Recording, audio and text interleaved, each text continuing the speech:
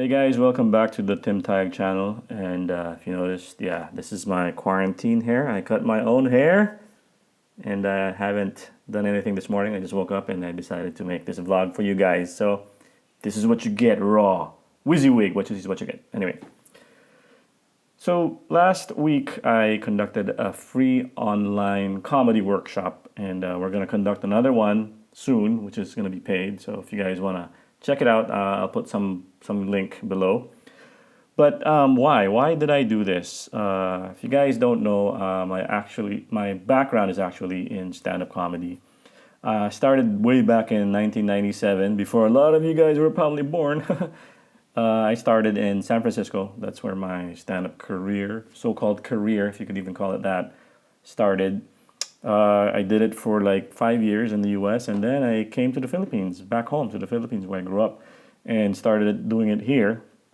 At that time, there was really nobody else who was doing Western style stand up, which is basically just talking on stage, telling a story, sharing your point of view. So we called it point of view stand up comedy or point of view comedy, because at that time and then, until today, I still believe that in the Philippines, when you say stand up comedy, usually it's performed by gay comedians. Nothing against gay people. LGBT, love wins. Woohoo.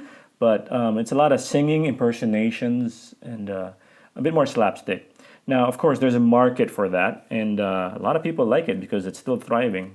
Nothing wrong with it. I think it's just a matter of preference. Like some people like different flavors, so nothing is better than the other. Like I can't say that this comedy is better than that comedy because it's really a matter of preference. So why me? Why did I conduct the workshop? Well, I think I just explained. Yes, I do have a lot of experience, but I'll be honest. Sometimes when I'm doing the workshop, I kind of think like, wait, am I really qualified to do a workshop? Because there are so many other comedians that have more experience than me, that are funnier than me. But why me?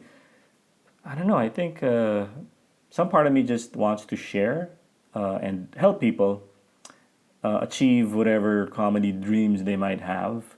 Because I know when I first started, there was really nobody that mentored me, nobody that I could be in touch with personally. So the way I learned is I learned a lot from books, and then I was lucky enough to join a workshop by the person who authored the book, which is Judy Carter, if you guys want to check her out. And then I was able to meet a lot of stand-up comedians who were I was able to meet a lot of stand-up comedians who were also starting out around the same time that I was. Most of them are now big and famous. So anyway, excuse me. So yes, there is a bit of doubt when I do these workshops, I'll be honest. But then again, it's like I just do it from my experience. I don't claim to be an expert on it, but I just share what I learned on my own, and hopefully other people will benefit from it. So next question: why do I do comedy? I started doing comedy because at that time I was looking for something that I was good at, and I was around 23 years old, and I was going through some self-discovery and thinking what I should do with my life.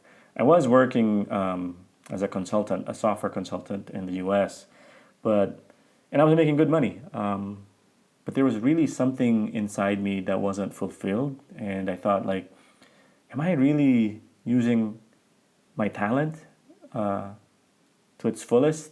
And that was the thing. I couldn't figure out what my talent was because I wasn't a singer. I didn't have any singing talent, or wasn't really a good dancer. I didn't have the only passion that I could remember was back in high school when I used to write essays that were kind of funny. And I remember really enjoying doing that. And so I was thinking, like, what could I do as an adult to continue that passion? And we saw a stand-up comedy show in the U.S. and it kind of sparked an interest in me. And so that's how I pursued it. And also throughout my life, growing up, I thought my talent was being able to relate to people no matter what background they came from. I would usually try to find some common thing that we both had or we both experienced, and that's the way I would relate to them. Because to me, that is really what comedy is. It's that connection that you feel with others, with your audience or whoever you're speaking to, and it kind of has that you too, that moment where that happened to you too, you feel that way too, and it's in that connection that I think that people just kind of laugh. Well, at least to me, that's how I see it. So, what is exactly a joke? Well, like I said, for me, that's the general description of what a joke is. It's when you have a connection and people agree with you, and you give them a little twist, and that's where the surprise is, and so that's where the tension is released and they laugh. But in reality, a joke really has a structure. So in my presentation, I show it in here. So just watch it. So in the workshop, that is the technical description of what a joke is. But again, for me, it's a connection. It's that realization between you and your audience where you find something that's like, yes, me too, that happened to me. So anyway, so what is the difference between a Pinoy audience and an international audience? Okay. So in my experience, since I performed for Filipino audiences and other audiences across the world, around the world, to me the main difference I think is Filipino audiences are more personality based, meaning they want to know who you are. They want to know who the performer is. Wherein I would say Western audiences in general, I'm not saying all, but in general, you can get away with just the material or the story, which I think also you could see in movies. I think in the West, movies are more like story driven, plot driven. So there's a lot more emphasis on the writing. Where in the Philippines, I think it's more celebrity or actor driven. Now I'm just generalizing this. Of course, there's a lot of exceptions to it, but that is the perception that I have. And I think in stand-up comedy, it's similar. So they want to know who you are. What are you trying before? So they want to know who you are more than what you're trying to say, because once they relate to you and they like you, then you can say anything pretty much and they'll laugh. So I think that's the biggest difference. Plus, I think Filipino audiences tend to like bigger personalities, more animated. When you're on stage, you gotta be more like, hey, kind of a bit more swagger. Because I don't know, for some reason, when you do that, they tend to engage more rather than just doing deadpan and just delivering the jokes. Although that works too sometimes, but in general, that's what I've seen. How has comedy helped me?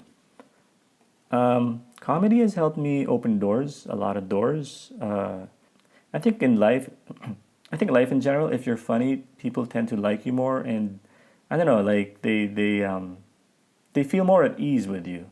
Like if you can make somebody laugh, like even in a meeting, like a business meeting, like if you can make them laugh, then you kind of have an advantage. Because I mean, all things equal, if you're presenting to a client or something, and let's say the cost is all pretty much the same, and you're pretty, competent. The person who can make that client laugh is probably the person who's going to get the project, right? So, and also just with friends, if you're funny, and they tend to like hanging out with you. So I think that's how comedy has helped me. Now, how has my comedy changed throughout the years? I think in the beginning when I first started, I tried to be more edgy. So the stuff that I would talk about was a bit more shocking.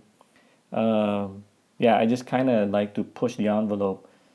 But I think as I've grown older, I still kind of do, but now I'm a bit more conservative in a way where I think also with the climate now, like I try to see if there's anything that I'm saying that's offensive without having a point. Meaning, I don't want to be just offensive for the sake of being offensive or getting attention.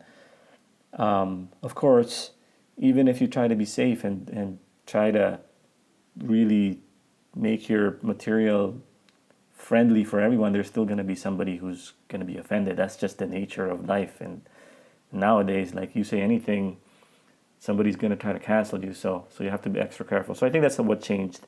Plus, I can't like go out anymore. Like, I can't do late night shows like I used to because I have a wife and kids now. So plus it just kind of takes a toll on your body, all those late nights. So I think that's how I've changed.